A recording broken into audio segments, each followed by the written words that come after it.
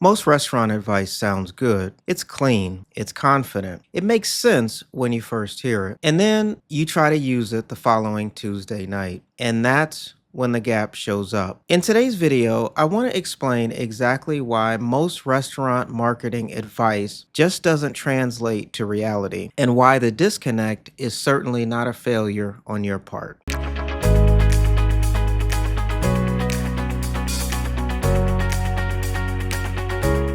If you've ever listened to marketing advice and you felt like it should work, but somehow the concepts just never stick, they never translate into reality, you're certainly not alone. Most restaurant owners aren't short on ideas, they're surrounded by them. Post consistently, tell your story, engage with your audience, be authentic, build a community, create more content. None of that is bad advice. However, most of it assumes a reality or a version of your business that simply doesn't exist.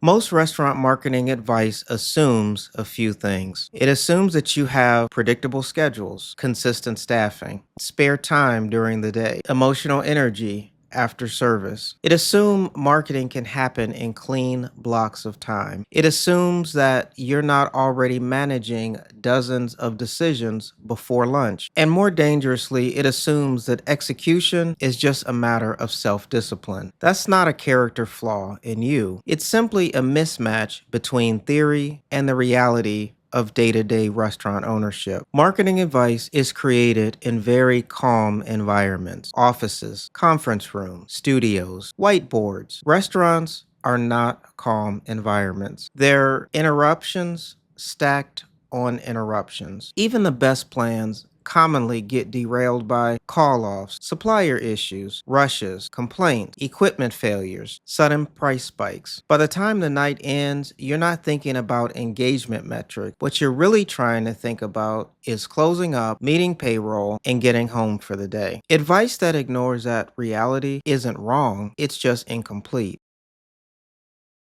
Now, interestingly, every piece of marketing advice carries with it what I like to call an execution tax. The tax isn't money, it's time, consistency, attention, and emotional energy. The advice itself is usually free, but the cost is paid later, quietly. And when the tax comes due, most plans break or they fall apart. This isn't because you didn't care, it's simply because you just ran out of capacity. Now, here's where things get dangerous. When advice doesn't work, most restaurant owners don't blame the advice. They blame themselves. They assume that they're just lazy, undisciplined, bad at marketing, so they stop trying. Or even worse yet, they carry a low-grade sense of guilt that never seems to go away. Most restaurant owners don't need more ideas. They just need fewer assumptions that work against them.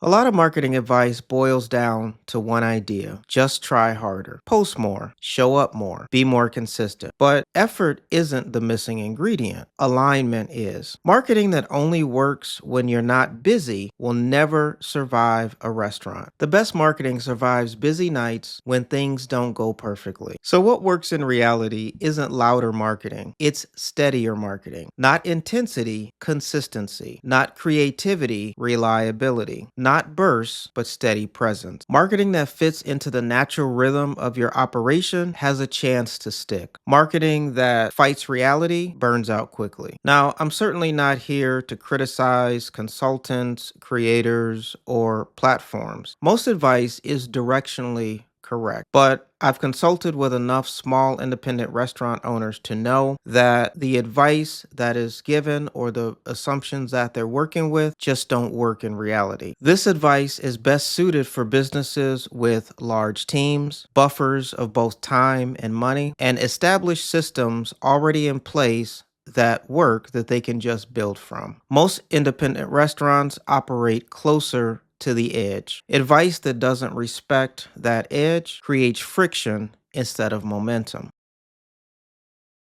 Now, that gap is exactly why Restaurant Marketing Monthly exists. Not to add more noise, but to filter it, to focus on What survives busy kitchens? What respects limited time? What builds momentum without exhaustion? These aren't hacks, they're not trends, they're not influencer tactics. It's just grounded thinking for real restaurants. So, if traditional marketing advice hasn't translated into reality for you, it's not because you're behind. It's just because most advice just wasn't written for your version of reality. The goal isn't to do everything, it's to do what fits, especially what fits for your restaurant. Before we close, I want to reinforce two things. Number one, in the post pandemic economy, having good food just isn't good enough anymore. And if nobody walks in the front door of your restaurant, nothing else matters. I'm Donovan Garrett. Thanks for watching, and we'll see you in the next video.